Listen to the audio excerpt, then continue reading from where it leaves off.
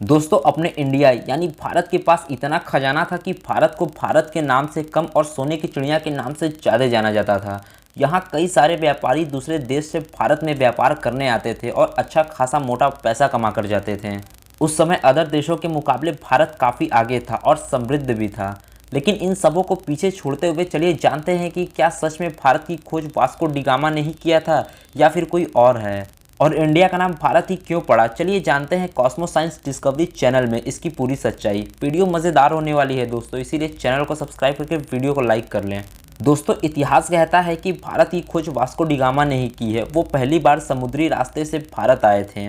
दरअसल दोस्तों Vasco D gamma पुर्तगाल के एक व्यापारी थे। उन्होंने व्यापार करने के लिए सबसे पहले समुद्री रास्तों को खोजा और 20 मई 1498 को वास्को डी गामा ने यूरोप से भारत तक के समुद्री रास्तों का खोज कर डाला। वो भारत ही नहीं, भारत के अलावा अदर देशों में भी घूम कर व्यापार करते थे। उनका व्यवसाय मसाले का था, इसीलिए वो भारत में भी व्यापार करने आए।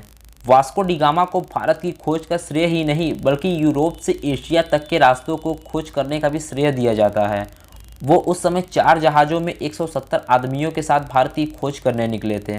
उन 170 व्यक्तियों में से कई व्यक्ति रास्ते में ही स्कर्वी रोग के कारण अपना दम तोड़ दिए। उनमें से कुछ ही लोग भारत पहुंच पाए। वास्को डी गामा भारत में 2 बार दौरे पर आए थे, लेकिन तीसरी बार के दौरे के दौरान उन्हें केरला के कोच्चि इलाके में मलेरिया हो गया और 24 दिसंबर 1524 को उनकी मौत हो गई।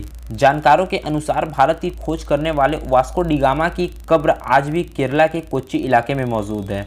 दोस्तों इंडिया यानी भारत का नाम भारत ही क्यों रखा गया है और आज इंडिया को भी हटाकर भारत क्यों रखा जा रहा है, चलिए जानते हैं इन सब मुद्दों को।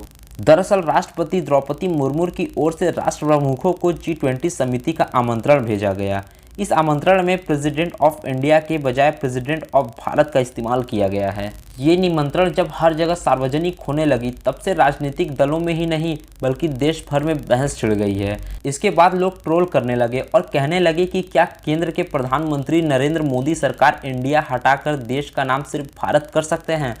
उसके बाद कुछ समय पहले ही राष्ट्रीय स्वयंसेवक संघ के प्रमुख मोहन भागवत जी ने कहा कि लोगों को इंडिया के बजाय भारत ही कहना चाहिए। ये मुद्दा और आमंत्रण वाला मुद्दा, ये दोनों भारत को हिला कर रख दिया। कई लोगों के मन में आ रहा होगा कि देश का नाम ऑलरेडी भारत है तो दोबारा भारत नाम रखने का क्या मतलब है। तो बता दूं आपको कि पहले भारत को अंग्रेजी शब्द में इंडिया कहते थे और हिंदी में भारत कहते थे, लेकिन अब इसको बदलने का मतलब है कि भारत को अंग्रेजी में भी भारत ही कहा जाए, यानी कि हिंदी और अंग्रेजी दोनों का मतलब भारत ही हो। दोस्तों जब भारत की बात चल ही रही है तो आइए जानते हैं कि भारत का नाम पुराने समय में क्या था और आज भारत के नाम से क्यों जाना जाता है। कई सारे विद्वानों का कहना है कि हमारे देश भारत का नाम चक्रवर्ती सम्राट महाराज भरत के नाम पर पड़ा। लेकिन ये भरत कौन थे? तो भरत महाराज दुष्यंत और शकुंतला के पुत्र थे। वहीं कई विद्वानों का कहना है कि भरत दुष्यंत और शकुंतला के पुत्र हैं। ये बात तो सही है, लेकिन भरत के नाम पर देश का नाम भारत रखा गया है, ये बात गलत है।